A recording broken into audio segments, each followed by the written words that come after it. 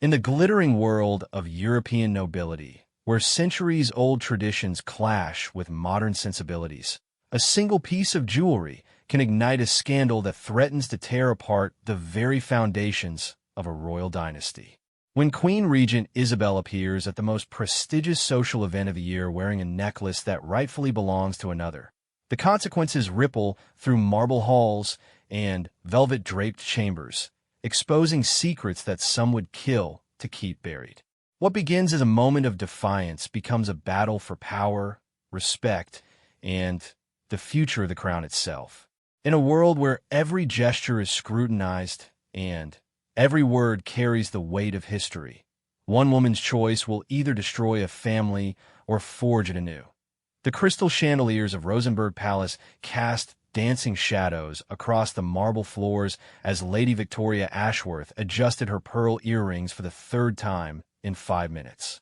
Her reflection in the ornate mirror showed a woman of 32 years, elegant and composed, yet her green eyes betrayed the anxiety she fought to conceal.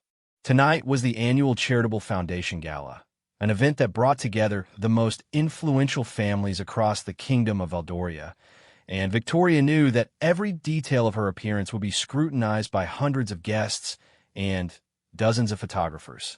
The emerald silk gown she had chosen hung perfectly from her slender frame, its classic cut reflecting her preference for timeless elegance over trendy fashion.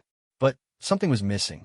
Victoria's gaze fell upon the velvet jewelry box sitting on her mahogany dressing table, and her heart clenched with familiar pain. Inside lay the Ashworth sapphire necklace, a magnificent piece that had been passed down through generations of women in her family. The necklace was more than jewelry. It was a symbol of heritage, of belonging, of the unbroken line of strong women who had worn it before her. Her grandmother, Duchess Eleanor Ashworth, had worn it to her own wedding 60 years ago. Her mother had donned it for state dinners and royal ceremonies throughout her life. It should have been Victoria's turn to carry on the tradition, but fate had intervened in the most unexpected way. 3 years ago, when Victoria married Prince Alexander, the younger brother of King Frederick, she had assumed her rightful place in the royal hierarchy would be respected. She had been naive to believe that marriage would automatically grant her the acceptance she craved. Instead, she found herself constantly overshadowed by Queen Regent Isabel, Alexander's sister-in-law, who had assumed the role of queen when King Frederick died unexpectedly, leaving behind only a minor heir. Queen Regent Isabel commanded respect and admiration wherever she went. At 45, she possessed a regal bearing that seemed effortless, her silver blonde hair always perfectly coiffed, her blue eyes sharp with intelligence and authority. She had seamlessly stepped into the role of ruler when tragedy struck, guiding the kingdom through political challenges and economic uncertainties with steady hands. The people loved her, the nobles respected her, and the media celebrated her every move. Victoria had initially hoped to find in Isabel a mentor, perhaps even a friend. Both women were outsiders who had married into the royal family, and Victoria thought this shared experience might create a bond between them. Instead, she discovered that Isabel viewed her as a threat, a reminder that her own position as Queen Regent was temporary, contingent upon the young king's minority. The tension between them had reached a breaking point 6 months ago, during what should have been a private family gathering. Victoria had been showing Isabel some of her family heirlooms, including the sapphire necklace, sharing stories about the women who had worn it before her. She had spoken with pride about her heritage, about the strength and grace of the Ashworth women, perhaps not realizing how her words might sound to someone whose own background was more modest. Isabel had listened with what seemed like genuine interest, asking questions about the necklace's history and admiring its craftsmanship. The centerpiece was a stunning cashmere sapphire surrounded by diamonds, set in platinum with intricate filigree work that spoke of master artisanship. The chain itself was a work of art, with smaller sapphires and diamonds creating a pattern that caught the light with every movement. "It's absolutely breathtaking," Isabel had said, her fingers tracing the necklace's design. The Ashworth family has exquisite taste. This must be worth a fortune, both monetarily and sentimentally. Victoria had glowed at the praise, finally feeling a moment of connection with her sister-in-law. She had even suggested that perhaps Isabel might borrow it someday for a special occasion, a gesture meant to bridge the gap between them. It was an offer made in the spirit of family solidarity, a way of saying that despite their differences, they were bound together by their shared commitment to the crown. But Isabel had other plans. 2 weeks later, Victoria had returned from a charity visit to the countryside to find her jewelry box open and the necklace missing. Her initial assumption was that one of the servants had moved it for cleaning or security reasons. Such precautions were common in the palace, where priceless artifacts were regularly maintained and protected. But when she inquired, she was told that Queen Regent Isabel had personally collected the necklace, claiming it was needed for an upcoming state function. Victoria had been confused but not immediately alarmed. Royal protocol was complex, and perhaps there was some ceremonial reason for Isabel to borrow the piece. She had waited for an explanation, for Isabel to mention the loan or discuss when the necklace would be returned. Days passed in silence. When Victoria finally worked up the courage to ask about it directly, Isabel's response had been chillingly casual. "Oh, that lovely sapphire piece. I've decided it would serve the crown better if it became part of the royal collection. After all, we must consider what's best for the monarchy as a whole, rather than individual preferences." The words had hit Victoria like physical blows. This wasn't a temporary loan. This was theft, dressed up in the language of royal prerogative. Isabel had effectively claimed ownership of a family heirloom that had no connection to the crown, using her position as Queen Regent to legitimize what was essentially grand larceny. Victoria had tried to protest, explaining the necklace's significance to her family, its sentimental value that went far beyond its monetary worth. She had spoken of her grandmother's dying wish that the piece remain in the Ashworth line, of the promises she had made to preserve her family's legacy. But Isabel had remained unmoved, her expression cool and dismissive. "I understand your attachment, Victoria, but we must all make sacrifices for the greater good. The necklace will be properly cared for and displayed appropriately. Isn't that what matters most?" The implication was clear. Victoria was being selfish, putting personal desires above the needs of the monarchy. It was a masterful manipulation, turning Victoria's legitimate grievance into evidence of her unsuitability for royal life. How could she argue against the greater good without seeming petty and self-serving? In the months that followed, Victoria had consulted lawyers, searched for precedents, even considered appealing directly to the young king. But every avenue seemed blocked by the complex web of royal protocol and Isabel's unassailable position as regent. The necklace disappeared into the royal vault, joining countless other treasures that had been acquired over the centuries through various means. Tonight, however, Victoria had heard whispers among the palace staff that Queen Regent Isabel intended to wear the Ashworth sapphire necklace to the gala. The very thought made Victoria's hands tremble with suppressed rage. It wasn't enough for Isabel to steal the necklace. She intended to flaunt it publicly, to wear Victoria's family heritage as if it were her own. Prince Alexander found his wife still staring at her reflection, her jaw set with determination that both impressed and worried him. At 35, Alexander possessed the kind of classical handsomeness that graced magazine covers and official portraits, but his brown eyes held the weight of a man caught between loyalties. He loved his wife deeply, admired her strength and integrity, but he also understood the impossible position they both occupied in the royal hierarchy. "You look beautiful," he said softly, placing gentle hands on her shoulders. "But I can see you're troubled. Is it about the necklace again?" Victoria met his eyes in the mirror, seeing her own frustration reflected there. Alexander had been sympathetic to her plight, but ultimately powerless to help. Challenging Isabel meant challenging the very structure that kept their family in power, and the consequences could be severe for all of them. "She's going to wear it tonight," Victoria said, her voice barely above a whisper. My grandmother's necklace. My mother's necklace, my necklace. She's going to parade around in it like it's some trophy she's won. Alexander's grip tightened slightly, a sign of his own anger at the situation.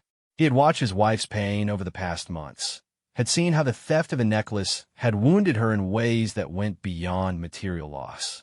It represented everything she had given up to marry into the royal family, every compromise she had made, every piece of herself she had sacrificed for the crown. Perhaps we should skip the gala, he suggested. We could claim you're feeling unwell. No one would question it, and you wouldn't have to endure seeing her wear it. Victoria turned from a mirror to face her husband directly. No, she said with quiet firmness. I won't hide in my room like a scolded child. I won't give her the satisfaction of knowing she's driven me away. If she wants to wear stolen jewelry, then she can do it while looking me in the eye. The resolve in Victoria's voice surprised even herself. For months, she had felt defeated, overwhelmed by forces beyond her control. But something had shifted tonight, perhaps triggered by the knowledge that Isabel intended to publicly display the stolen necklace. Victoria realized that she had been approaching this all wrong, focusing on legal remedies and formal protests when what was really needed was a more direct confrontation. What are you thinking? Alexander asked, recognizing the dangerous glint in his wife's eyes. I'm thinking that two can play at this game, Victoria replied. If Isabel wants to make a public statement by wearing my necklace, then I'll make my own statement in return. The ride to the gala venue was tense, filled with unspoken concerns and half-formed plans. Victoria stared out the window of their car, watching the city lights blur past as they made their way through the capital. The streets were lined with people hoping to catch a glimpse of the arriving royals, their cameras ready to capture every detail of the evening's fashion and drama. The grand ballroom of the Metropolitan Hotel had been transformed for the occasion, with thousands of white roses and crystal accents creating an atmosphere of refined elegance. The charitable foundation being honored tonight worked with orphaned children across the kingdom, a cause that was particularly dear to Victoria's heart. She had been looking forward to this event for months, planning to use her speech to highlight the foundation's important work and announce a significant donation from her own family trust. Now, however, the evening had taken on an entirely different significance. It would be a battlefield where family honor and royal politics collided in full view of the kingdom's most influential citizens.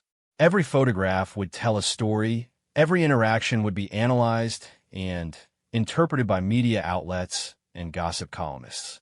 As their car pulled up to the red carpet entrance, Victoria took a deep breath and straightened her shoulders. Whatever happened tonight, she would face it with dignity and grace. She would not allow Isabel to diminish her or make her feel ashamed of defending her family's heritage. The flashbulbs began popping the moment their car door opened, and Victoria stepped onto the red carpet with practiced poise. She smiled and waved to the crowd, her green silk gown catching the light beautifully even without the sapphire necklace that should have completed her ensemble. Alexander took her arm, and together they made their way down the carpet, stopping for photographs and brief interviews with the assembled media. Lady Victoria, you look stunning tonight, called out one of the photographers. Is there any special significance to your choice of jewelry this evening? Victoria's smile never wavered, but those who knew her well might have detected the steel beneath her gracious exterior. I believe jewelry should tell a story, she replied diplomatically. Tonight, I think we'll all learn something about the stories our choices reveal. It was a cryptic response that would undoubtedly fuel speculation, but Victoria didn't care.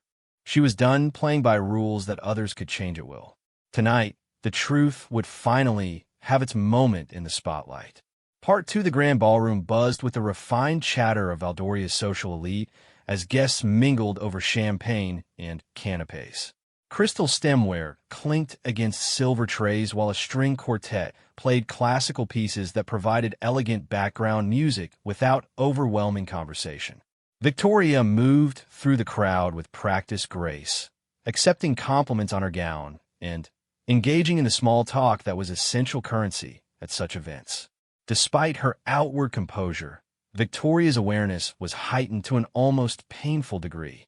Every entrance was monitored from her peripheral vision, every whispered conversation potentially about the drama that seemed to follow royal gatherings like an expensive perfume. She had positioned herself strategically near the main entrance, ensuring she would have a clear view when Queen Regent Isabel made her inevitable grand arrival. Prince Alexander remained close by his wife's side, his protective instincts clearly activated by the tension he could feel radiating from her carefully controlled exterior.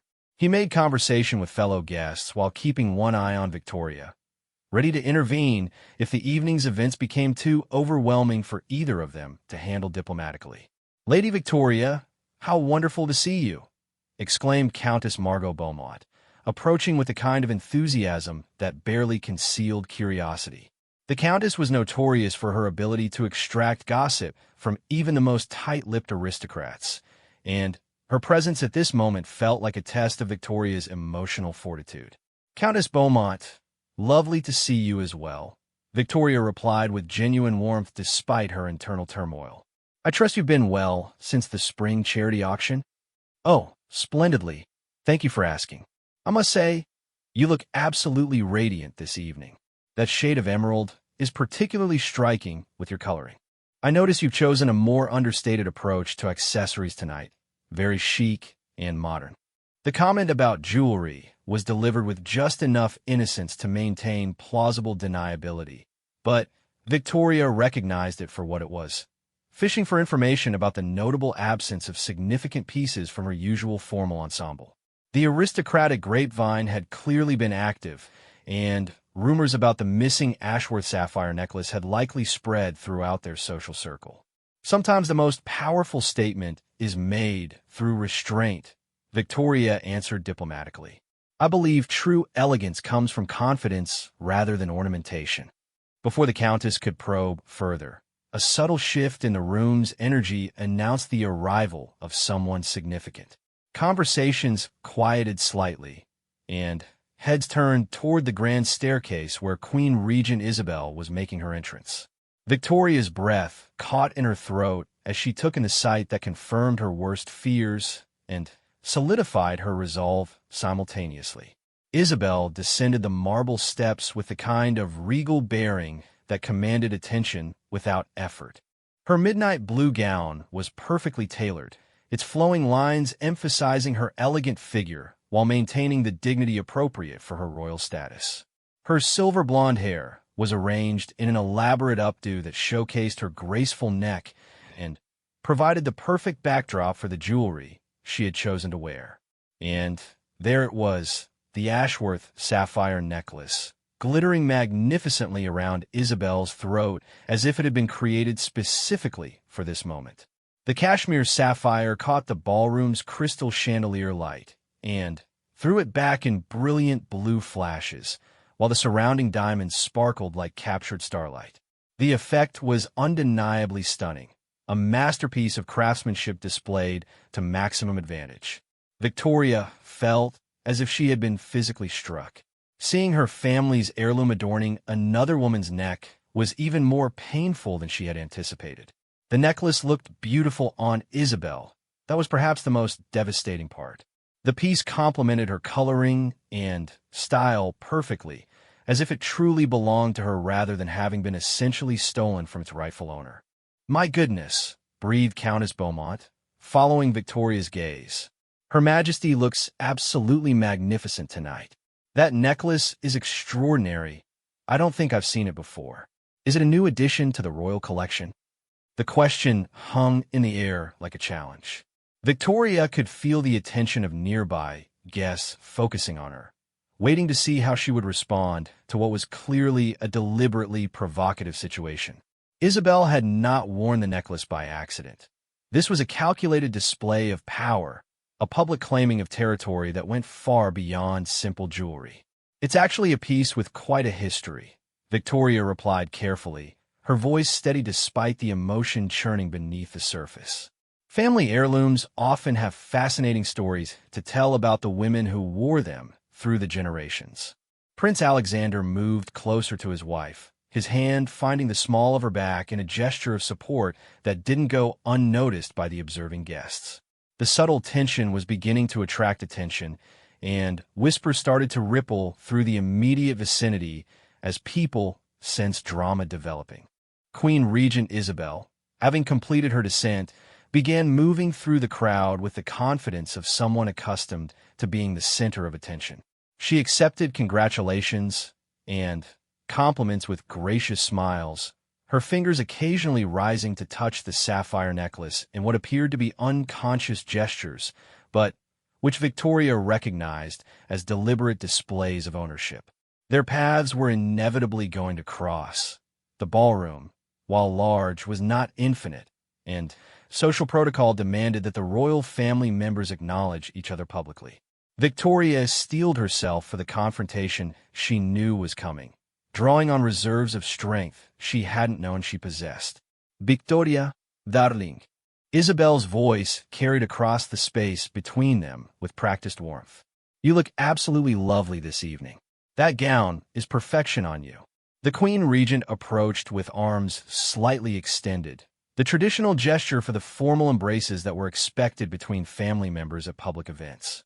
But as she drew closer, Victoria could see something calculating in Isabel's blue eyes, a satisfaction that went beyond simple pleasure at a successful social gathering. "Your Majesty," Victoria responded with a curtsy that was precisely correct, but somehow managed to convey distance rather than deference. "You look quite striking yourself. That's a particularly noteworthy necklace you're wearing." The words were delivered with perfect politeness, but their subtext was unmistakable to anyone paying attention. Several nearby guests had stopped their own conversations to observe the interaction between the two royal women, sensing undercurrents that promised more entertainment than the evening's scheduled programming. Isabel's hand rose to touch the sapphire, her smile never wavering despite the clear challenge in Victoria's words. "Thank you, dear. I thought it was perfect for tonight's celebration." Sometimes the crown's collection yields the most wonderful surprises. The audacity was breathtaking. Isabel was not only wearing the stolen necklace, but actively claiming it as part of the royal collection, rewriting history in real time while surrounded by witnesses. Victoria felt her carefully maintained composure beginning to crack around the edges, rage and disbelief warring with her determination to handle this situation with dignity. "Indeed," Victoria replied, her green eyes never leaving Isabel's face. "I imagine there are many interesting stories about how various pieces came to be part of the royal collection. Family histories can be quite complex, can't they?" Prince Alexander shifted uncomfortably beside his wife, recognizing the dangerous territory this conversation was entering. Public confrontations between royal family members were scandalous affairs that could dominate headlines for weeks and potentially damage the monarchy's carefully maintained image of unity and stability. "Alexander, you must be so proud of your wife," Isabel continued, smoothly deflecting Victoria's implied accusation while simultaneously positioning herself as the gracious senior family member. "She's such a credit to the family, always so thoughtful about tradition and heritage." The words were poison wrapped in honey, acknowledging Victoria's concerns about family heritage while simultaneously dismissing them as quaint preoccupations that were subordinate to royal duty. Isabel was a master of this kind of social warfare, using courtesy as a weapon while maintaining perfect deniability. "Victoria has always been passionate about preserving family history," Alexander replied carefully. "She believes that our personal legacies are just as important as our public duties." It was a diplomatic response that supported his wife without directly challenging Isabel, but Victoria could hear the strain in his voice. Alexander was being forced to choose between family loyalty and royal protocol, and the position was clearly causing him considerable stress. "How admirable," Isabel said, her tone suggesting that such passion was charming but ultimately impractical. "Of course, we all must learn to adapt our personal preferences to serve the greater good. It's one of the challenges of royal life, isn't it?" The conversation was attracting more attention now, with guests from across the ballroom beginning to drift closer, drawn by the subtle tension that was becoming increasingly difficult to ignore. Victoria realized that this was exactly what Isabel had planned, a public demonstration of dominance that would establish once, and for all who held real power in their family dynamic. But Victoria had spent months preparing for this moment, even if she hadn't consciously realized it until tonight. Every slight, every dismissal, every patronizing comment had been building toward this confrontation. She was done being the gracious victim, done accepting injustice in the name of keeping peace. "You're absolutely right," Victoria said, her voice carrying clearly across the immediate area. "We all must make sacrifices for what we believe serves the greater good. The question becomes, who gets to decide what that greater good actually is?"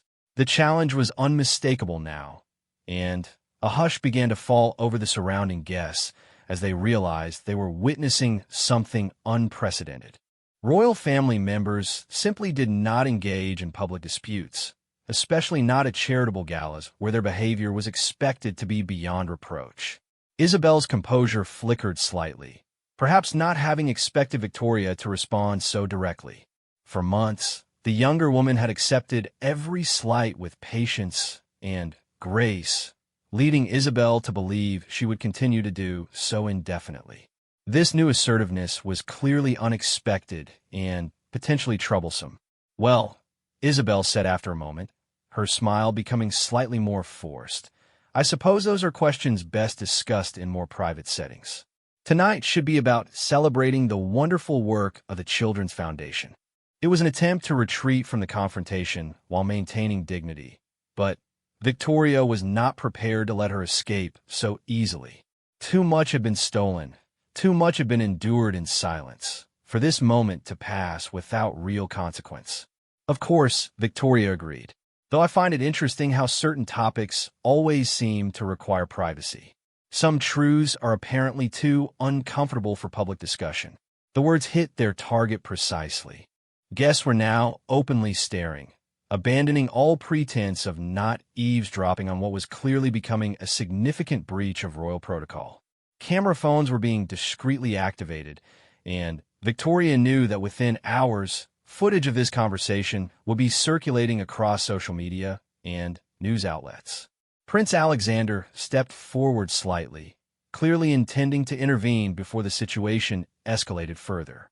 "Perhaps we should all—" "No," Victoria interrupted gently but firmly, her gaze never leaving Isabel's increasingly uncomfortable expression.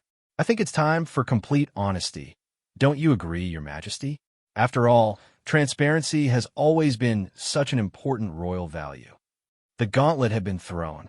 Victoria was no longer the dutiful, patient princess who absorbed injuries in silence. She was a woman who had reached her breaking point and was prepared to face whatever consequences came from finally standing up for herself and her family's honor.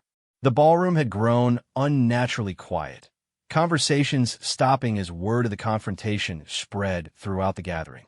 Even the string quartet seemed to sense the tension, their playing becoming more subdued as they continued their set against the backdrop of what was clearly becoming a defining moment in recent royal history. Isabel looked around at the watching faces, perhaps finally, realizing that her carefully planned display of dominance had backfired. Instead of demonstrating her unassailable authority, she had created a situation where her behavior would be scrutinized and questioned. The stolen necklace, which was meant to be a symbol of her power, had instead become evidence of her willingness to abuse that power for personal gain. "I think," Isabel said slowly, her voice betraying the first signs of genuine uncertainty, "that we may all benefit from some fresh air. Perhaps we could continue this conversation on the terrace." But Victoria was done accommodating Isabel's desire to control every aspect of their interactions. "Actually, I believe our conversation is quite finished. I've said what I came here to say." With that, Victoria turned away from the Queen Regent, her emerald gown swirling around her as she moved toward the ballroom's main doors. The crowd parted before her like water, guests stepping aside with expressions of shock and fascination at what they had just witnessed. Prince Alexander hesitated for a moment, caught between following his wife and remaining to attempt damage control with Isabel. But ultimately, his loyalty lay with Victoria, and he quickly moved to catch up with her, leaving the Queen Regent standing alone in the center of a circle of staring guests. As they walked toward the exit, Victoria felt a strange sense of liberation despite the chaos she knew she had just unleashed. For the first time in months, she had spoken her truth publicly, had refused to pretend that injustice was acceptable as long as it was wrapped in royal protocol. The consequences would be severe, she understood that completely. But sometimes, the cost of silence was higher than the price of speaking truth to power. Tonight, she had chosen her grandmother's honor and her own integrity over the comfortable lies that kept the peace. Behind them, the whispers and speculation were already beginning in earnest, and Victoria knew that by morning, the entire kingdom would know that the royal family was far from the united front they presented to the public. The story would spread across continents, analyzed by royal watchers and constitutional experts who would debate the implications of what they had just witnessed. But for now, Victoria simply walked forward into an uncertain but honest future, her head held high and her conscience clear for the first time in months.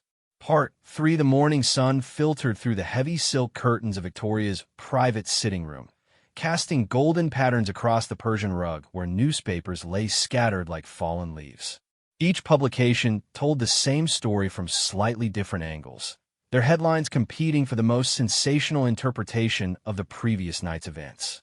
Royal rift exposed at charity gala, proclaimed one tabloid, while a more conservative broadsheet opted for tensions emerge within royal family. The photographs were devastating in their clarity. Victoria's determined expression, Isabel's shocked face, the glittering sapphire necklace catching the ballroom lights like a beacon of controversy. Prince Alexander sat across from his wife, his usually perfect composure showing signs of strain as he methodically reviewed the coverage. Dark circles under his brown eyes suggested a sleepless night spent fielding calls from palace officials, royal correspondents, and concerned family members. The phone had been ringing almost constantly since 6 in the morning, each call bringing new complications and demands for explanations that seemed impossible to provide without making the situation worse. The palace press office has been overwhelmed, Alexander said quietly, setting down a particularly harsh editorial that questioned Victoria's suitability for royal life. They're struggling to craft a response that acknowledges what happened without confirming the specific details.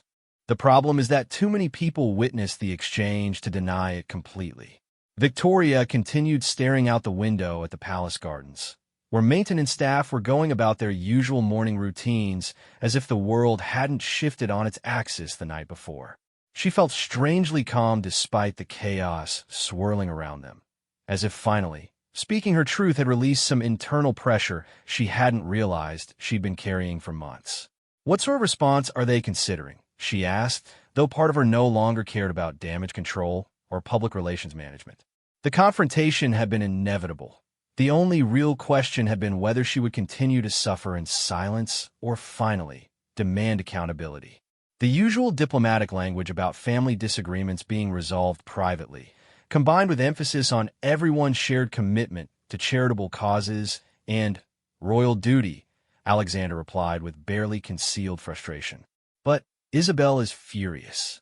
She's demanding a public apology from you, claiming that your behavior was inappropriate and damaging to the monarchy's reputation." Victoria finally turned from the window to face her husband directly. An apology for what, exactly? For pointing out that she's wearing stolen jewelry?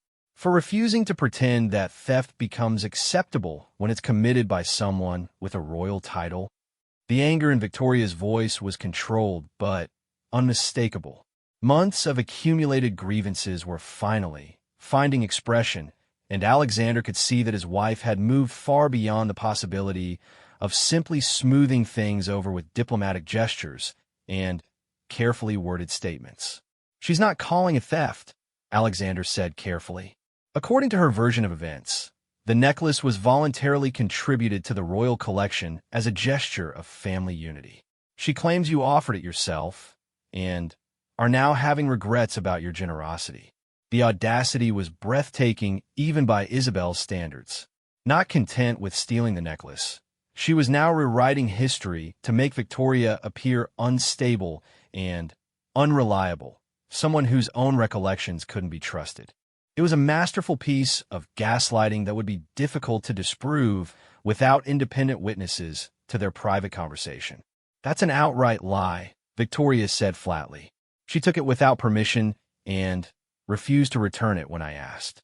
But I suppose she's counting on the fact that our original conversation was private, with no witnesses to contradict her version of events. A knock at the door interrupted their discussion, and Lady Catherine Pembridge, Victoria's longtime private secretary, entered with obvious reluctance. Catherine had served the Ashworth family for over a decade, and her loyalty to Victoria was absolute, but even she seemed overwhelmed by the magnitude of the crisis they were facing. "My lady," Catherine said with formal politeness that barely concealed her distress, "I'm afraid there's been another development. Queen Regent Isabel has called for an emergency family meeting this afternoon. She's requesting the presence of all senior royals, including King Frederick's uncle, the Duke of Marlborough." The involvement of the Duke was particularly ominous. As the senior male member of the royal family, and the young king's great-uncle, his opinion carried enormous weight in family disputes. If Isabel had convinced him that Victoria was behaving inappropriately, it could result in severe consequences ranging from public rebuke to potential exile from court functions. "Did she specify the agenda for this meeting?" Alexander asked, though they all understood what topic would dominate the discussion. "Officially, it's described as a review of family protocols and public representation standards," Catherine replied diplomatically. Unofficially, the palace staff are calling it a tribunal. Victoria felt a chill run down her spine at the word. A tribunal suggested formal proceedings with accusations and defenses and potential punishments. Isabel was not content with having stolen the necklace. She apparently intended to use Victoria's public protest as evidence that the younger woman was unfit for royal responsibilities. "I suppose I should prepare for the worst," Victoria said with bitter humor. "What's the most severe punishment they can impose? Exile? Divorce proceedings? Public denunciation?" "Let's not get ahead of ourselves," Alexander said quickly, though his expression suggested he was considering similar possibilities. "The Duke is a reasonable man, and he's known your family for years. He won't be easily manipulated by Isabel's version of events." But Victoria wasn't so certain. The Duke of Marlborough was indeed reasonable, but he was also deeply traditional and committed to maintaining the monarchy's reputation at all costs. If he believed that Victoria's public confrontation with Isabel had damaged the royal family's image, his loyalty would be to the institution rather than to individual justice. The remainder of the morning passed in a blur of preparation and consultation. Victoria's lawyers were summoned to review the legal implications of the dispute, though they confirmed what she already suspected. Royal protocol took precedence over conventional property law, making it nearly impossible to pursue formal legal remedies for the necklace's theft. Meanwhile, the media coverage continued to intensify. International news outlets had picked up the story, and royal correspondents were providing minute-by-minute analysis of every photograph and video clip from the gala. Social media was equally active, with hashtags like #RoyalRift and #SapphireScandal trending worldwide as people debated the ethics of the situation. Public opinion appeared to be divided, though perhaps not in the way Isabel had expected. Many commenters expressed sympathy for Victoria's position, arguing that family heirlooms should remain with their rightful owners regardless of royal politics. Others criticized her for airing private grievances in public, maintaining that royal dignity required handling such matters discreetly. "At least we're not facing universal condemnation," Catherine observed as she reviewed the social media sentiment analysis prepared by the palace's communications team. "There's significant public support for your position, particularly among women who identify with having their family heritage threatened. This was somewhat comforting, but Victoria knew that public opinion would have limited influence on the afternoon's family tribunal. The royal family operated according to its own internal logic, where maintaining institutional authority often took precedence over individual fairness or popular sentiment. As the appointed time approached, Victoria dressed with particular care, choosing a navy blue suit that projected seriousness and respectability while avoiding anything that might seem confrontational or inappropriately festive. Her jewelry was deliberately minimal. Simple pearl earrings and her wedding ring, nothing that could be interpreted as making a statement about wealth or status. The family meeting was scheduled to take place in the Oak Room, a formal chamber traditionally used for serious discussions and ceremonial occasions. Heavy wood paneling and portraits of past monarchs created an atmosphere of historical weight, reminding everyone present of their responsibilities to institutions that predated their individual concerns. Victoria and Alexander arrived to find the other participants already assembled. Queen Regent Isabel sat at the head of the long mahogany table, looking perfectly composed in a charcoal gray dress that conveyed both authority and appropriate solemnity. The sapphire necklace was notably absent, though Victoria wondered if this was a tactical decision rather than any acknowledgement of wrongdoing. The Duke of Marlborough, a distinguished man in his 70s with silver hair and sharp blue eyes, occupied the chair to Isabel's right. His expression was carefully neutral, giving no indication of his preliminary thoughts about the situation. Several other senior family members were present as well, including Prince Edmund, Alexander's older brother, and Princess Charlotte, Frederick's aunt. "Thank you all for coming on such short notice," Isabel began with practiced graciousness. "I've called this meeting because recent events have raised important questions about family unity and public conduct that require our immediate attention." Her tone was perfectly reasonable, that of a concerned family matriarch addressing unfortunate but manageable difficulties. Victoria realized that Isabel intended to control the narrative from the beginning, positioning herself as the responsible adult dealing with someone else's inappropriate behavior. "As you're all aware," Isabel continued, "last night's charity gala became the setting for a regrettable public disagreement. While family disputes are natural and normal, our public conduct must always reflect our commitment to dignity and discretion. The monarchy's reputation depends on our ability to present a united front, especially during charitable events where our focus should be on important causes rather than personal grievances." The criticism was implicit but unmistakable. Without directly stating that Victoria had behaved inappropriately, Isabel was establishing a framework where any public expression of disagreement automatically constituted a failure of royal duty. The Duke of Marlborough leaned forward slightly, his penetrating gaze focusing on Victoria with uncomfortable intensity.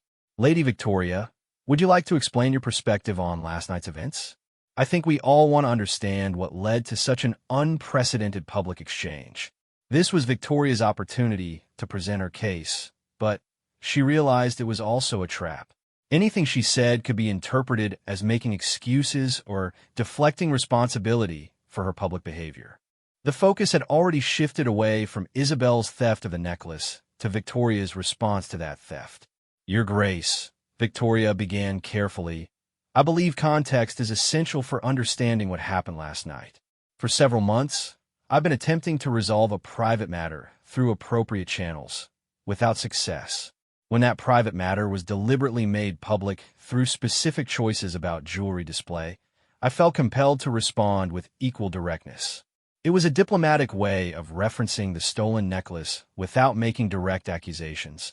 But Victoria could see from the family members' expressions that her careful phrasing wasn't fooling anyone. They all understood exactly what private matter she was referencing. "Are you suggesting that the Queen Regent deliberately provoked a confrontation?" Prince Edmund asked with obvious skepticism. "That seems like a serious allegation to make without substantial proof." "I'm saying that certain choices have consequences," Victoria replied evenly.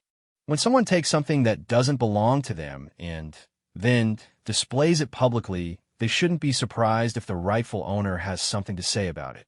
The directness of her statement created an uncomfortable silence around the table. Victoria had abandoned diplomatic language in favor of clear accusations, forcing everyone present to confront the underlying issue rather than focusing solely on protocol violations. Isabel's composure finally showed signs of strain. I'm disappointed that Victoria continues to misrepresent a generous family contribution as something more sinister. The Ashworth sapphire necklace was offered to the royal collection voluntarily, and I wore it last night to honor that generous gesture. To now characterize this as theft is not only inaccurate, but deeply hurtful. The competing narratives were now clearly established. Isabel claimed Victoria had voluntarily donated the necklace, while Victoria maintained it had been stolen. Without independent witnesses to their original conversation, it became a matter of credibility and institutional loyalty. The Duke studied both women carefully before speaking. This dispute appears to center on different recollections of a private conversation. Without additional evidence, we cannot definitively resolve the factual disagreement. However, we can address the public conduct that resulted from this private disagreement. Victoria felt her heart sink as she realized which direction the Duke's judgment was likely to take. Regardless of who was telling the truth about the necklace, she was the one who had violated protocol by making their dispute public. The monarchy's strength has always depended on our ability to handle internal disagreements privately, the Duke continued. Public confrontations, regardless of their underlying justification, damage our institutional credibility and undermine public confidence in our stability. The rebuke was gentle but unmistakable. Victoria was being held responsible not for being wrong about the necklace theft, but for responding to it in the wrong way. The system was protecting itself by focusing on protocol violations rather than addressing the underlying injustice. But Victoria had come too far to retreat now. If she was going to be punished anyway, she might as well ensure that the truth was clearly stated for everyone to hear. "Your Grace," she said with quiet dignity, "I understand the importance of institutional stability, but I would ask you to consider what kind of institution we become if we prioritize appearance over justice, if we punish those who speak truth rather than those who abuse their power." The words hung in the air like a challenge, demanding that everyone present consider their own complicity in a system that protected wrongdoing as long as it was committed by the right people in the right way. The afternoon was far from over, and Victoria knew that the worst was yet to come. Part for the silence following Victoria's challenge stretched uncomfortably around the oak room's mahogany table, broken only by the ancient grandfather clock marking each passing second with mechanical precision. The Duke of Marlborough's weathered hands remained folded on the table's polished surface, his expression revealing nothing of his internal deliberations. Princess Charlotte shifted nervously in her chair, clearly uncomfortable with the unprecedented nature of the confrontation unfolding before them. Queen Regent Isabel's perfectly composed mask had developed hairline cracks, her blue eyes showing flashes of something that might have been genuine anger beneath the diplomatic veneer. Victoria's direct challenge to the institutional priorities had struck at the heart of Isabel's power base, forcing her to defend not just her personal actions, but the entire system that enabled them. "I think," Isabel said with carefully controlled precision, "that Victoria's emotional state may be affecting her judgment about these matters. Grief can manifest in unexpected ways, and perhaps the stress of adjusting to royal life has been more challenging than any of us realized." It was a masterful deflection, reframing Victoria's legitimate grievances as symptoms of psychological instability. By suggesting that Victoria's protests were emotional rather than rational, Isabel was undermining her credibility while simultaneously positioning herself as the understanding but concerned family member dealing with someone else's breakdown. Prince Alexander's jaw tightened visibly at the implication that his wife was mentally unstable, but he seemed uncertain about how to defend her without escalating the confrontation further. The complex dynamics of royal protocol made it difficult to challenge senior family members directly, even when they were making outrageous accusations. Victoria has shown remarkable resilience and grace throughout her transition to royal life, Alexander said carefully. Her concerns about family heritage deserve to be taken seriously rather than dismissed as emotional instability. But the Duke of Marlborough appeared to be considering Isabel's psychological framework with troubling interest. Lady Victoria, have you been experiencing unusual stress or anxiety recently? Royal life can be overwhelming, and there's no shame in seeking support when needed. Victoria realized with growing horror that the conversation was being deliberately redirected away from the necklace theft toward questions about her mental health. It was a classic tactic for dealing with inconvenient accusers: question their stability rather than address their allegations. "My mental health is perfectly sound, Your Grace," Victoria replied with firm dignity. "What I'm experiencing is justified anger at having my family's heritage stolen and then being gaslit about it. Any reasonable person would be upset by such treatment." The word gaslit seemed to resonate uncomfortably around the table, perhaps because it so accurately described what was happening in real time. Victoria was watching her own perceptions being systematically undermined by people who held institutional authority over her. Prince Edmund cleared his throat diplomatically. "Perhaps we could focus on finding a constructive path forward, rather than relitigating past events. Whatever happened with the necklace, the immediate priority is preventing further public embarrassment for the family." "The constructive path forward is quite simple," Victoria said with surprising calm. "Return my family's necklace, acknowledge that it was taken without permission, and commit to respecting personal property in the future. Everything else is just elaborate avoidance of basic accountability." The directness of her demand created another uncomfortable silence. Victoria was refusing to accept the implicit suggestion that she should simply move on and forget about the theft in the interest of family harmony. Her insistence on actual justice rather than diplomatic face-saving was clearly outside the normal parameters of royal dispute resolution. Isabel's composure finally cracked slightly. Victoria's continued accusations are becoming increasingly difficult to ignore. If she genuinely believes that I've committed theft, perhaps she should pursue legal remedies rather than making wild claims in family meetings and public venues. It was a clever challenge, since everyone present knew that legal action against the Queen Regent would be virtually impossible under existing constitutional arrangements. Isabel was essentially daring Victoria to pursue a course of action that would be both futile and politically destructive. "Legal remedies," Victoria repeated slowly. "In a system where royal protocol supersedes property law, and where challenging the Queen Regent's actions could be construed as treason, you're suggesting I pursue justice through courts that are specifically designed to protect royal prerogatives rather than individual rights." The constitutional implications of Victoria's observation were uncomfortable for everyone present. The royal family's legal protections existed precisely to prevent the kind of accountability Victoria was demanding. By pointing this out explicitly, she was highlighting the fundamental unfairness of a system where some people were effectively above the law. The Duke of Marlborough seemed to recognize the dangerous territory the conversation was entering. Constitutional questions about royal immunity and privilege were not topics the family wanted debated publicly, especially in the current political climate where Republican sentiment was growing in several Commonwealth nations. "I think we need to step back from legal hypotheticals and focus on practical solutions," the Duke said with obvious concern.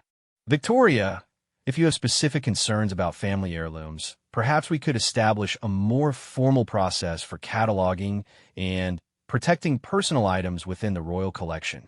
It was an attempt at compromise, but Victoria saw it for what it was: a bureaucratic solution that would legitimize Isabel's theft by creating official procedures for future confiscations. Instead of returning her necklace, they were offering to systematize the process by which personal property could be absorbed into royal holdings. "That's not a solution," Victoria replied firmly. That's institutionalizing the problem. You're essentially proposing to make theft more organized and official. Princess Charlotte, who had remained silent throughout most of the proceedings, finally spoke up with obvious distress. Can't we all just agree to be more considerate of each other's feelings? Surely family harmony is more important than material possessions, however meaningful they might be. The suggestion that Victoria should prioritize family harmony over justice was perhaps the most insulting thing anyone had said yet. It implied that she was being selfish and divisive by refusing to quietly accept mistreatment for the sake of keeping peace. Aunt Charlotte, Victoria said with gentle but firm resolve, with respect, this isn't about material possessions. This is about whether people in positions of power can take whatever they want from those with less authority, and whether the rest of us are expected to smile and pretend it never happened. The broader implications of Victoria's statement were clear to everyone present. She wasn't just talking about a necklace anymore. She was questioning the entire power structure that enabled such behavior and the complicity of those who witnessed it without speaking up. Alexander reached across the table to touch his wife's hand, a gesture of support that drew immediate attention from the other family members. Victoria is right, he said quietly but clearly. We can't ask someone to accept injustice for the sake of appearance. That's not family harmony. That's enabling abuse. His words carried particular weight as the Queen Regent's brother-in-law and a senior member of the royal family in his own right. By explicitly supporting Victoria's position, Alexander was fracturing the family unity that Isabel had been counting on to isolate and pressure the younger woman. Isabel's expression hardened noticeably at this defection from her expected support base. Alexander, I'm disappointed that you would characterize a simple misunderstanding as abuse. That kind of inflammatory language is exactly what's escalating the situation unnecessarily. Is it a misunderstanding, Alexander asked directly, or is it theft? Because those are two very different things, and the distinction matters. The question hung in air like a sword, demanding a direct answer that Isabel clearly didn't want to provide. Her entire strategy had depended on keeping the focus on Victoria's public behavior rather than the underlying facts about the necklace's appropriation. The Duke of Marlborough recognized that the family meeting was spiraling beyond his ability to control through diplomatic intervention. The fundamental disagreement about facts meant that no procedural solution would satisfy both parties, and the involvement of constitutional questions made the dispute potentially explosive for the monarchy's public image. I think, the Duke said with visible reluctance, that we need to consider bringing an external mediation to help resolve this matter. The Archbishop of Canterbury has experience with sensitive family disputes, and his involvement might help us find a path forward that preserves both justice and dignity. The suggestion of involving the Archbishop was significant, indicating that the Duke recognized the dispute as serious enough to require the highest levels of institutional intervention.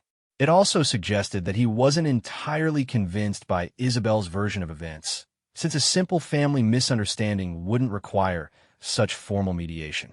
Isabel's face showed a flash of what might have been panic at the suggestion of external review. The Archbishop's investigation would involve interviews with palace staff, examination of security records, and other forms of evidence gathering that might contradict her narrative about the necklace's voluntary donation. I hardly think that level of intervention is necessary, Isabel said quickly. Surely we can resolve this matter within the family without involving outside authorities. But Victoria sensed an opportunity in the Duke's suggestion. External mediation would mean impartial review of the evidence, something she had been seeking for months without success through internal channels. I would welcome the Archbishop's involvement, Victoria said firmly. If there's been a genuine misunderstanding, then neutral investigation should clarify the facts. If someone has acted improperly, then appropriate accountability measures can be implemented. The gauntlet was thrown once again. Victoria was essentially calling Isabel's bluff, demanding the kind of thorough investigation that would either vindicate her claims or expose them as false. It was a high-risk strategy that could backfire spectacularly, if the investigation somehow supported Isabel's version of events. But Victoria had reached the point where retreat was no longer possible. She had sacrificed her reputation, her family relationships, and her position in the royal hierarchy to speak the truth about what had happened. Now she had to see that truth through to its conclusion, whatever the personal cost might be. The afternoon light was fading outside the oak room's tall windows, casting long shadows across the Persian carpets and ancestral portraits. The family meeting that was supposed to resolve the crisis had instead escalated it to unprecedented levels, involving constitutional questions and external oversight that no one had anticipated when the day began. As the participants prepared to adjourn with no clear resolution, Victoria felt a strange mixture of exhaustion and exhilaration. The battle was far from over, but for the first time since the necklace's theft, she felt like she was fighting on equal terms rather than being systematically outmaneuvered by superior institutional power. The real test would come when the Archbishop began his investigation, and the dispute moved from family politics to formal procedure. Victoria had demanded justice. Now she would discover whether the institutions she had challenged were capable of delivering it. Part 5. 3 weeks after the family tribunal, Victoria stood in the same oak room where her world had seemingly collapsed, but the atmosphere had transformed completely. Afternoon sunlight streamed through the tall windows, illuminating dust motes that danced like tiny celebrants in the golden air. The Archbishop of Canterbury, a distinguished man with kind eyes and silver hair, sat at the head of the mahogany table with a thick folder of documents before him. His investigation had been thorough and remarkably swift, aided by palace security footage and staff testimony that painted a clear picture of events. The family members gathered around the table presented a stark contrast to their positions 3 weeks earlier. Queen Regent Isabel sat with rigid composure that barely concealed her obvious distress, her usual confidence replaced by the careful stillness of someone trying to minimize damage.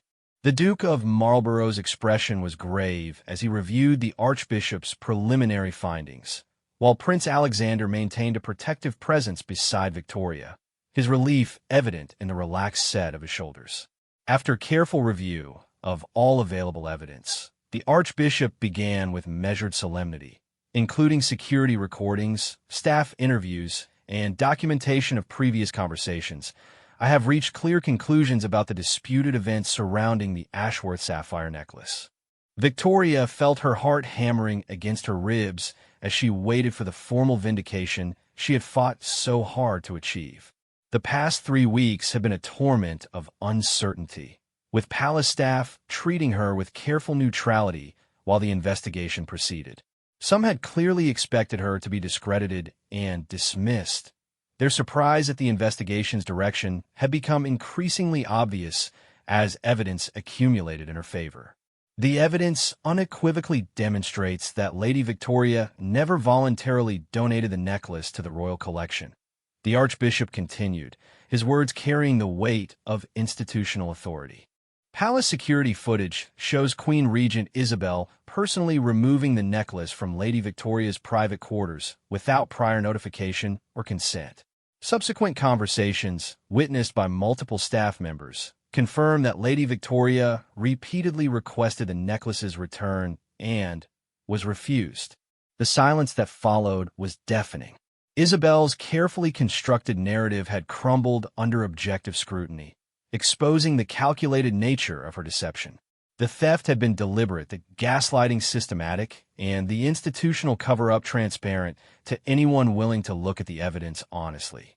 Furthermore, the Archbishop added with visible disapproval, the investigation revealed a pattern of similar appropriations of personal items from junior family members, suggesting that this incident was not an isolated misunderstanding, but part of a broader abuse of authority. Victoria's vindication was more complete than she had dared hope. Not only had the Archbishop confirmed the theft of her necklace, but he had uncovered evidence that Isabel had been systematically stealing from other family members as well. The scope of the misconduct transformed what might have been dismissed as a simple dispute into clear evidence of criminal behavior enabled by royal privilege. The Duke of Marlborough cleared his throat uncomfortably. Archbishop, these are serious allegations with significant implications for the monarchy's integrity. What recommendations do you have for addressing these findings? My recommendations are straightforward, the Archbishop replied with firm dignity. First, all appropriated items must be immediately returned to their rightful owners with formal apologies. Second, Queen Regent Isabel must acknowledge her misconduct publicly and accept appropriate consequences for her actions. Third, new protocols must be established to prevent such abuses of authority in the future. Isabel spoke for the first time since the meeting began, her voice tight with suppressed emotion. I contest the characterization of my actions as theft or abuse. These items were incorporated into the royal collection to serve the broader interests of the monarchy. Personal attachments, however, understandable, must sometimes yield to institutional needs. Even now, faced with overwhelming evidence, Isabel was attempting to reframe her theft as legitimate royal prerogative. Her refusal to acknowledge wrongdoing made her position even more untenable, suggesting either complete lack of remorse or dangerous detachment from reality. Your Majesty, the Archbishop said with gentle but unmistakable reproach, the evidence does not support characterizing these actions as legitimate institutional decisions. Personal property was taken without consent or legal authority, despite repeated requests for return. This constitutes theft under both civil and canonical law, regardless of the perpetrator's position. The word theft hung in the air with devastating clarity. Coming from the Archbishop of Canterbury, it carried moral and legal weight that transcended royal protocol. Isabel had not merely violated family trust. She had committed crimes that would have resulted in prosecution for anyone lacking royal immunity. Prince Alexander leaned forward with barely controlled anger. Isabel, you owe Victoria more than an apology. You've put her through months of psychological torture, questioning her sanity and integrity when you knew perfectly well that she was telling the truth. The damage you've caused goes far beyond material theft. The emotional toll of Isabel's gaslighting campaign was indeed severe. Victoria had endured months of self-doubt, wondering if her perceptions could be trusted, if her memory was reliable, if her reactions were proportionate. The systematic undermining of her reality had been perhaps more damaging than the original theft, attacking her fundamental sense of truth and justice. I understand that emotions are running high, the Duke of Marlborough interjected diplomatically, but we need to focus on constructive solutions rather than recriminations. The question is how to move forward in a way that serves the monarchy's best interests while addressing the legitimate grievances that have been raised. Victoria recognized the familiar pattern of institutional thinking that prioritized stability over accountability. Even faced with clear evidence of criminal behavior, the family's instinct was to minimize consequences and protect their collective reputation rather than ensure appropriate punishment for wrongdoing. Your Grace, Victoria said with quiet determination, I appreciate your desire to protect the monarchy's interests, but those interests are not served by covering up criminal behavior or enabling future abuse. The institution's credibility depends on demonstrating that royal privilege does not place anyone above basic standards of honesty and respect for others' rights. Her words carried new authority, backed by the Archbishop's investigation and the undeniable evidence of her vindication. Victoria was no longer the isolated accuser fighting against institutional resistance. She was the victim whose courage had exposed systemic problems that threatened the monarchy's moral legitimacy. Princess Charlotte, who had been notably absent from recent family gatherings, spoke up with obvious discomfort. Victoria, I owe you an apology. We all do. We allowed our concern for family unity to blind us to clear evidence of wrongdoing. You showed remarkable courage in refusing to accept injustice, even when it would have been easier to stay silent. The acknowledgement was significant coming from a senior family member who had initially prioritized harmony over truth. It suggested that Victoria's persistence had shifted the family's understanding of what loyalty actually required in difficult situations. The question now, the Archbishop continued, is whether Queen Regent Isabel is prepared to accept responsibility for her actions and work toward appropriate restitution. The alternative would be formal canonical proceedings that could result in her exclusion from royal functions and potential civil prosecution. The threat was unmistakable.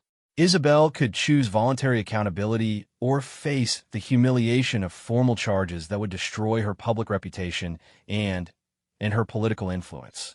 The Archbishop was offering her an opportunity to salvage some dignity through genuine repentance, but only if she was willing to abandon her defensive posture completely. Isabel's composure finally cracked visibly, years of carefully maintained authority crumbling under the weight of undeniable evidence and institutional pressure.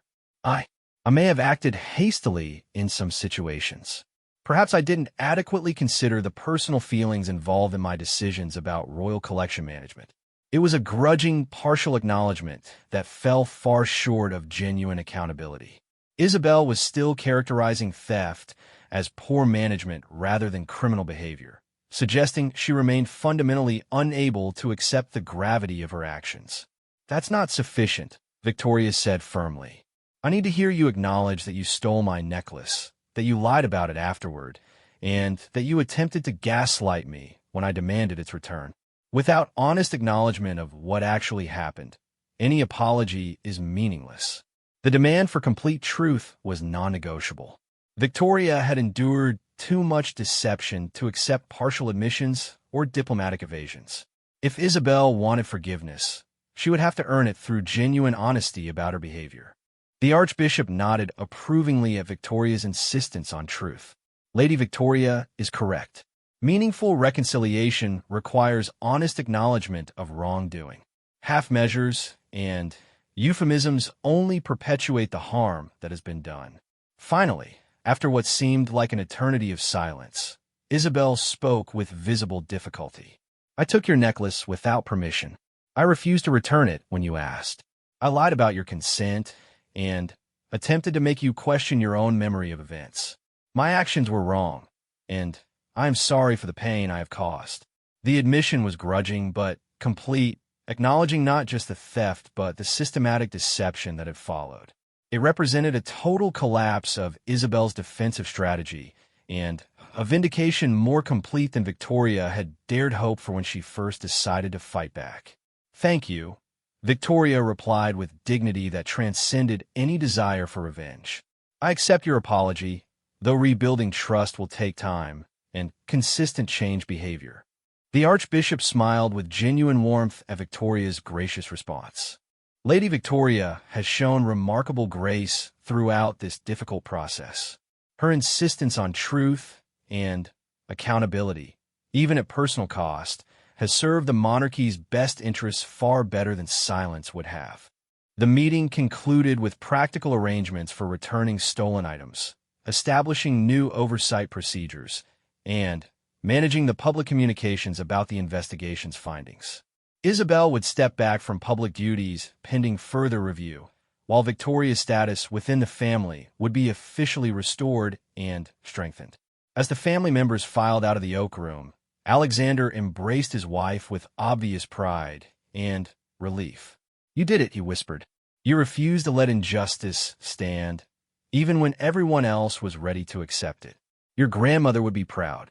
Victoria felt the weight of months lifting from her shoulders as they walked hand in hand through the palace corridors.